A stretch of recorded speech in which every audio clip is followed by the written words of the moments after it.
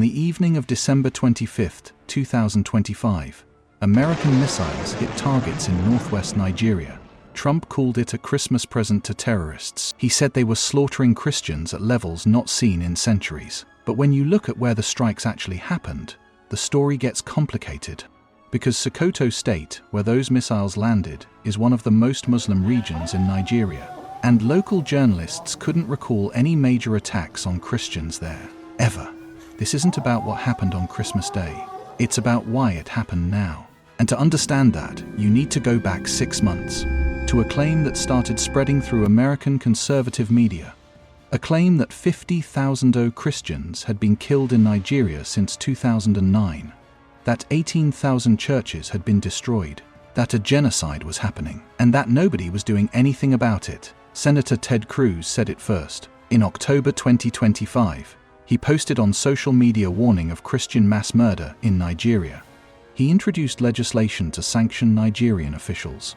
Bill Maher repeated similar numbers on his show. Trump picked it up. By November, the narrative was everywhere. Nigeria was massacring Christians, and America needed to act. The Nigerian government pushed back hard. President Bola Tinubu's spokesperson called the claims malicious lies.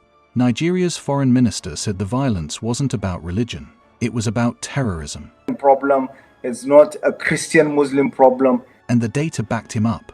Between January 2020 and September 2025, over 2,400 civilians were killed in attacks across Nigeria. Of those, 317 deaths were from attacks explicitly targeting Christians. 417 were from attacks targeting Muslims. The vast majority of victims had no religious motive recorded at all. This wasn't a religious genocide. It was a security crisis affecting everyone, but the narrative stuck, and it had political power. Christian advocacy groups like Open Doors had been warning about Nigeria for years. Their World Watch List ranked Nigeria as the 7th most dangerous place for Christians globally. They reported that 100 Christians were killed for their faith in Nigeria in their most recent reporting period, more than any other country. That number got amplified, simplified, turned into a rallying cry. Here's what was actually happening. Nigeria has been fighting multiple insurgencies for over a decade. Boko Haram launched its violent campaign in 2009. By 2016, a splinter group called Islamic State West Africa Province broke away and became even more aggressive. Then in 2024, a new group called Lakurawa emerged in the northwest, operating across Sokoto and Kebbi states, well equipped with drones and satellite communications, linked to 134 deaths in its first year. But these groups don't just target Christians. Boko Haram operates in the predominantly Muslim northeast. ISWAP controls territory in Borno State, where most residents are Muslim. In August 2025, gunmen attacked a mosque in Katsina State, killed at least 50 worshippers. That attack didn't make Trump's statement. Neither did the June bombing of another mosque that killed dozens. The violence is indiscriminate. But the narrative being sold in Washington wasn't. Nigeria's crisis is layered. There's jihadist violence from Boko Haram and ISWAP. There's banditry from criminal gangs in the northwest who kidnap for ransom and seize mines. There's farmer-herder conflict in the Middle Belt, where predominantly Christian farmers clash with predominantly Muslim Fulani herders over shrinking land and water resources. These conflicts overlap. They feed each other, but they're not the same thing. And collapsing them all into a single story about Christian persecution misses the complexity. The Middle Belt violence is where the Christian genocide narrative gained traction. States like Benue and Plateau have seen horrific attacks. In April 2025, gunmen killed entire families in Bakos, including children. They destroyed grain reserves, clinics, schools, and churches. Amnesty International documented nearly 10,000 deaths in these states since 2023. Over 500,000 people displaced. The violence there is brutal, and many victims are Christian farmers, but the attackers aren't ISIS. They're armed herders and bandits operating in a region where the state has collapsed. Trump conflated these separate conflicts. He took the Middle Belt farmer-herder violence and merged it with ISIS activity in the northwest. Then he framed both as a Christian genocide requiring military intervention. That's not what Nigerian officials were saying. That's not what security analysts were saying. But it was politically powerful in the United States. especially among evangelical voters. In November 2024, Trump threatened to go into Nigeria, guns a-blazing. He ordered the Pentagon to prepare for possible action.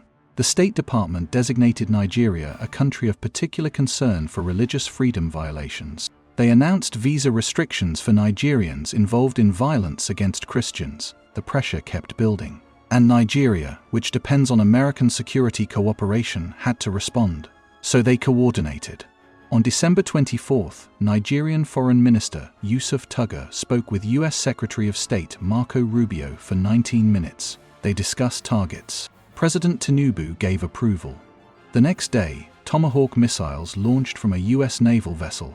MQ-9 Reaper drones fired GPS-guided munitions. 2 ISIS camps in Sokoto State were hit. Trump announced it on Truth Social. He said he'd warned the terrorists that there would be hell to pay, that more strikes were coming if the slaughter continued. The operation was coordinated, but the framing was unilateral. Trump said he was protecting Christians. Nigerian officials said they were fighting terrorism that kills Muslims and Christians alike. The target was ISIS-affiliated militants, but Sokoto State, where the strike happened, isn't known for attacks on Christians. It's known for banditry, for Lakurawa, for a complex mix of criminal and extremist activity that doesn't fit neatly into religious categories. Here's where timing matters. For years, the United States scaled back its military presence in Africa. French forces withdrew from Mali and Niger. American troops left Niger's drone base in 2024 after a military coup. Russia moved in. The Africa Corps, Moscow's state-controlled successor to Wagner Group, expanded across the Sahel. Russian advisors trained local forces, offered weapons, built influence quietly. China invested in infrastructure, ports, defense manufacturing, and the US watched its footprint shrink. Nigeria was the exception, Africa's most populous country, its largest economy, a major oil producer. And unlike Mali or Burkina Faso, Nigeria's government remained democratic and relatively stable. It was a place where American engagement still had traction, where intelligence sharing and counter-terrorism cooperation were welcome, where strikes could be justified and coordinated, and where a narrative about protecting Christians resonated with a key domestic constituency. So when Cruz and others started pushing the Christian persecution narrative, it created political space for military action. It wasn't just about Nigeria. It was about reasserting American relevance in a region where influence was slipping, about showing capability, about signaling to other African countries that Washington still mattered, that it could strike, that it was still a security partner worth keeping. The strike itself was narrow.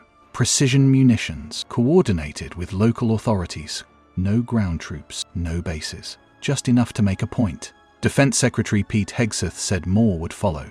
Trump told Politico he delayed the strikes a day to give the terrorists a Christmas present, that they didn't see it coming, that every camp was decimated. The language was theatrical, the operation was surgical, and the message was clear. America was back in Nigeria, at least symbolically, but the foundation of that intervention was built on a narrative that didn't match reality. The claim of 50,000 dead Christians since 2009 had no verifiable source. Security analysts couldn't find data supporting it. The Armed Conflict Location and Event Data Project, which tracks violence meticulously, recorded 317 Christians killed in religiously targeted attacks between 2020 and 2025. Not 50,000, not even close. The claim of 18,000 destroyed churches was equally unsourced, repeated, amplified, but never verified. What was real was the violence. Over 7.8 million people in Nigeria need humanitarian assistance. More than 2 million are displaced by conflict. Boko Haram and ISWAP have killed tens of thousands since 2009. Armed bandits kidnap children, burn villages, seize farmland. The Nigerian military is overstretched, deployed in 2/3 of the country's states, fighting multiple insurgencies simultaneously, and often accused of human rights violations in counter-terrorism operations. The crisis is enormous, but it's not a Christian genocide. The Christmas Day strikes happened because a narrative converged with political opportunity. Conservative American lawmakers wanted to rally evangelical voters. The Nigerian government needed American counter-terrorism support, and Trump wanted to demonstrate strength. So a story about protecting Christians became justification for military action. even though the targets were in a Muslim-majority state, even though the violence affects all faiths, even though Nigerian officials explicitly said religion wasn't the driver. This is what modern intervention looks like. Not invasions, not occupations. Precision strikes coordinated with local governments, framed through domestic political narratives that may or may not match reality on the ground, sold as protection, delivered as firepower, and used to signal relevance in a region where other powers are gaining ground. Nigeria didn't push back. They welcomed the strikes, shared intelligence, gave approval, because they need American drones, American surveillance, American strike capability. They're fighting groups with night vision equipment, drones, sophisticated tactics, and they don't have enough resources to win, so they take help where they can get it, even if the framing doesn't match their understanding of the conflict, even if it oversimplifies a crisis that's about resources, governance, and state collapse as much as it is about extremism. The US got involved in Nigeria because a narrative gave them permission, because conservative media and lawmakers created political pressure, because evangelical voters wanted action, because Nigeria's government was willing to coordinate, and because proving American capability in Africa mattered more than getting the story exactly right. The strikes weren't wrong. ISIS camps are legitimate targets. Lakurawa is a real threat. Terrorism in Nigeria is killing thousands, but the reason those strikes happened on Christmas Day, framed as protecting Christians, announced with theatrical language about hell to pay, wasn't about Nigeria, it was about Washington. And that's the pattern worth watching, because this won't be the last time a domestic political narrative drives foreign military action. It won't be the last time complexity gets simplified into something voters can rally around. And it won't be the last time precision strikes serve multiple purposes, some operational, some symbolic, some about the country being struck, and some about the country doing the striking. Nigeria got the support it needed. Trump got the headline he wanted. And the actual violence, the kind that kills Muslims and Christians alike in disputes over land and resources and governance, continues, because one airstrike doesn't solve a 15-year insurgency, and a narrative about Christian persecution doesn't address the structural collapse that allowed multiple armed groups to take root in the first place. This is why the US suddenly got involved in Nigeria. Not because the crisis was new, not because the threat suddenly emerged, but because the political conditions aligned, because the story resonated, because coordination was possible, and because showing up mattered more than whether the story being told was entirely true.